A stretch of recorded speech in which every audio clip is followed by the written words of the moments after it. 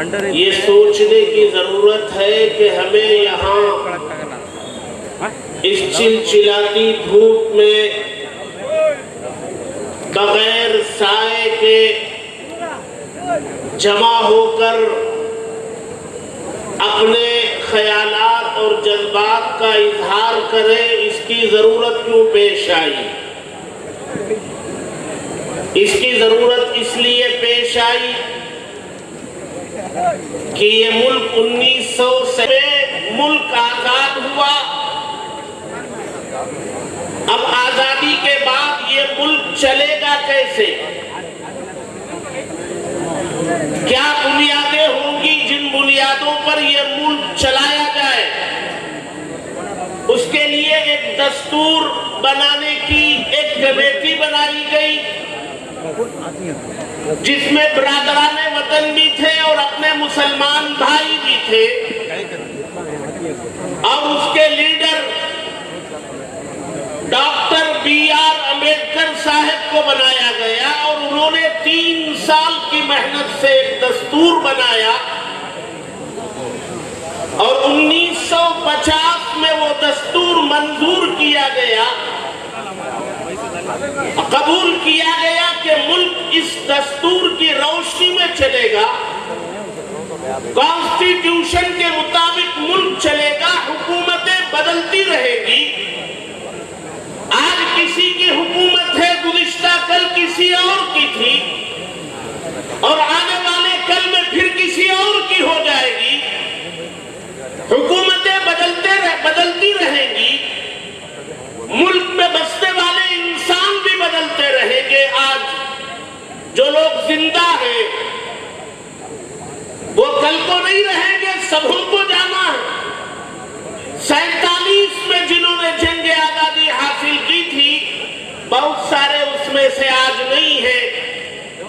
یہاں کے باشندے بھی بدلتے رہیں گے، حکومتیں بھی بدلتی رہیں گی، لیکن وہ دستور اپنی جگہ میں رہے گا۔ اسی دستور کی کو بنیاد بنا کر ملک چلانے والے چلائیں گے، اور دستور کی ترمیم ملک کے تمام باشندوں کی رائے لے کر اس میں کوئی ایسی ترمیم جو تعمیری ہو، جس سے ملک بنایا جا رہا ہو، جس سے ملک کو ترقی پر لے جایا جا رہا ہو، ایسی ترمیم اس میں کی جا سکتی ہے۔ جب دستور بنایا تو اس میں وقف کو شامل کیا گیا کہ مسلمانوں کے یہاں ایک وقف ہے، یہ سب کے یہاں، تمام برادران وطن کے یہاں الگ الگ ناموں سے یہ وقف موجود ہے۔ ہمارے ہندو بھائیوں کے یہاں بھی ہے، عیسائیوں کے یہاں بھی ہے، کرسچنوں کے یہاں بھی ہے، بدھ کے یہاں بھی ہے، ہر مذہب کے ماننے والوں کے یہاں وقف ہے، اس کے نام الگ الگ ہیں۔ جی، سب کی اپنی اوقافی جائیدادیں ہیں، 1 کروڑ پر مشتمل ہے۔ ہمارے موجودہ وزیر اعظم وقف کی اصلاح کے نام پر وقف کو ختم کرنا چاہتے ہیں۔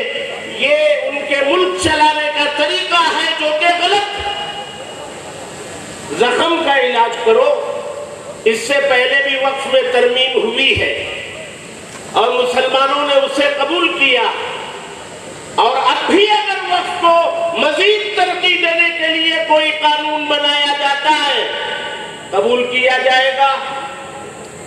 لیکن تم نے جو قانون بنایا، وہ قانون مسلمانوں کی جڑیں کاٹنے کے لیے بنایا، مسلمانوں کو ان کے حقوق سے محروم کرنے کے لیے بنایا۔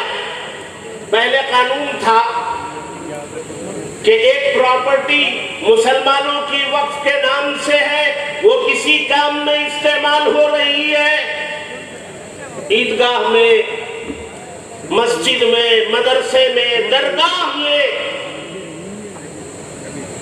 اور ایک اور پرائیویٹ پراپرٹی، اس پر کسی نے قبضہ کر لیا، اور 12 سال تک اگر وہ کسی پرائیویٹ پراپرٹی پر قبضہ کر لیا تو 12 سال کے بعد وہ اس کا مالک قرار دے دیا جائے گا. لیکن وقف کی پراپرٹی کو اس قانون سے الگ کیا گیا تھا. لمیٹیشن ایکٹ، یہ وقف کی پراپرٹی کو الگ رکھا گیا تھا کہ وقف کی پراپرٹی پر اگر کوئی 50 سال بھی قابل رہے تو لڑ کر کے اس زمین کو واپس لیا جا سکتا ہے. لیکن موجودہ وزیر اعظم نے وہ لمیٹیشن ایکٹ ہٹا دیا اور یہ آزادی دے دی کہ جو قابل ہے 12 سال ہو گئے وہ مالک ہو گیا. یہ تو ہمیں محروم کرنا ہوا. پہلے وقف پراپرٹی قبضہ کرتا تو اس کی سزا 5 سال تھی، جیل ہوتی 5 سال. انہوں نے اسے گھٹا کر 6 مہینے کر دیا. انہوں نے تو قبضہ کرنے والوں کو چھوٹ دے رکھی ہے. قانون مسلمانوں کی یہ جائیدادیں یہ ہڑپنا چاہتی ہے. چونکہ گزشتہ 12 سالوں سے 2014 سے ملک کی بہت ساری پراپرٹیاں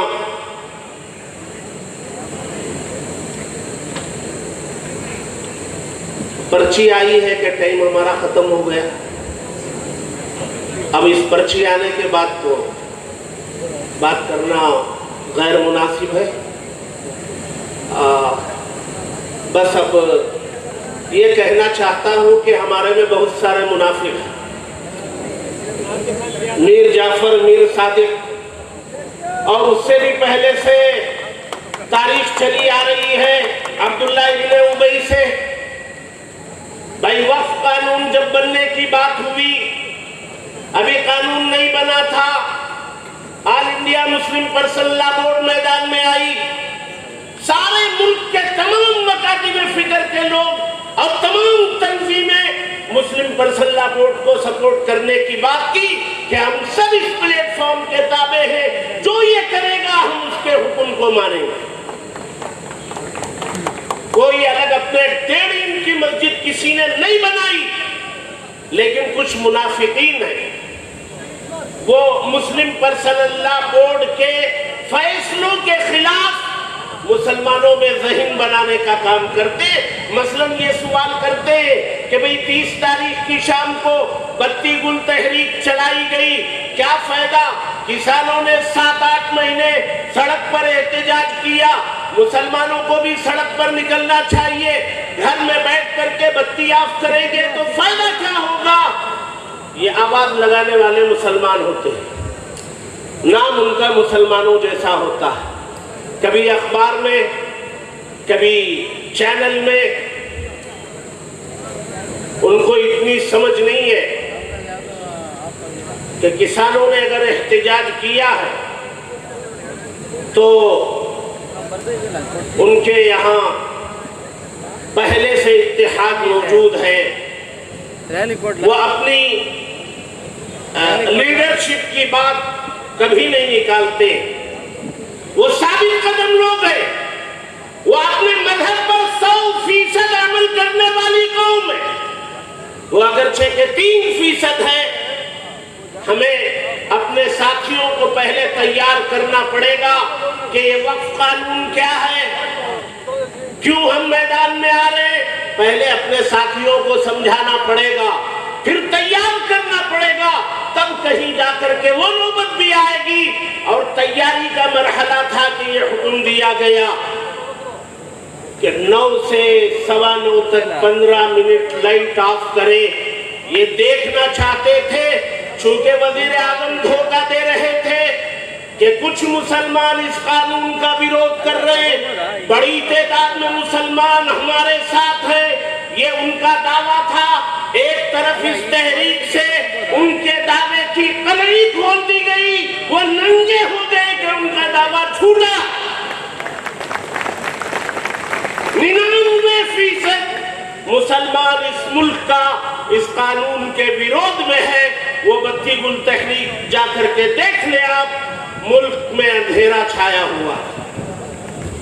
دوسرا پیغام اس بتی گل تحریک سے یہ دیا گیا کہ ملک کا مسلمان اپنے آپسی لاکھ اختلاف کے باوجود اپنے دستور کے لیے، اپنے دین کے لیے اپنے اختلافات کو بھلا کر ایک ہونے کے لیے تیار ہے اور ہو چکا ہے۔ یہ اس بتی گل تحریک کے ذریعے حکومت کو بتایا گیا کہ دیکھ لو ہم ایک ہیں، بٹے ہوئے نہیں۔ اب حکومت سوچنے پہ مجبور ہے کہ بورڈ کے ایک حکم پر 99% مسلمانوں نے عمل کر لیا، آئندہ پتہ نہیں بورڈ کیا حکم دے گا اور پتہ نہیں کیسے حکم دیا جائے گا، لیکن مسلمانوں نے تو بتا دیا کہ وہ عمل کر کے رہے۔ لہذا ہمارے درمیان جو بورڈ کے فیصلوں کے خلاف ماحول بنانے کا کام کرتے ہیں، جو علماء کے خلاف ذہن بنانے کا کام کرتے ہیں، ہمیں ان سے ہوشیار رہنے کی ضرورت ہے۔ یہ طے کرنے کی ضرورت ہے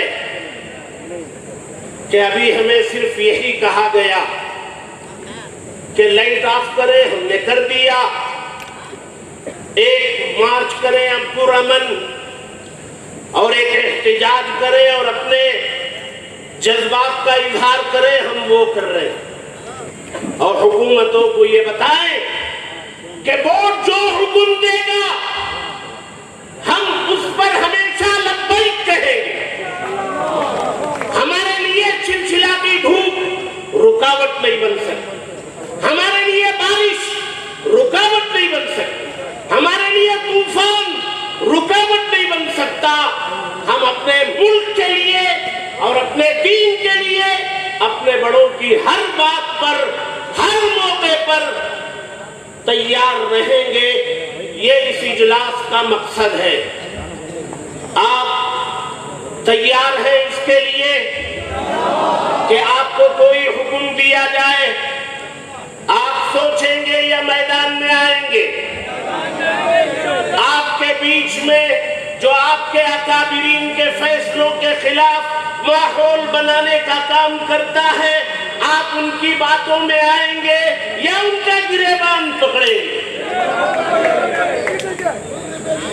اس لیے یہ ابتدا حکومت سمجھ جائے، اور سپریم کورٹ میں فیصلہ بھی ہے 5 تاریخ، ہمیں وہاں سے بھی امید ہے، اور اللہ نہ کرے کوئی دوسری بات پیش آئے تو میدان ہمارے سامنے ہے۔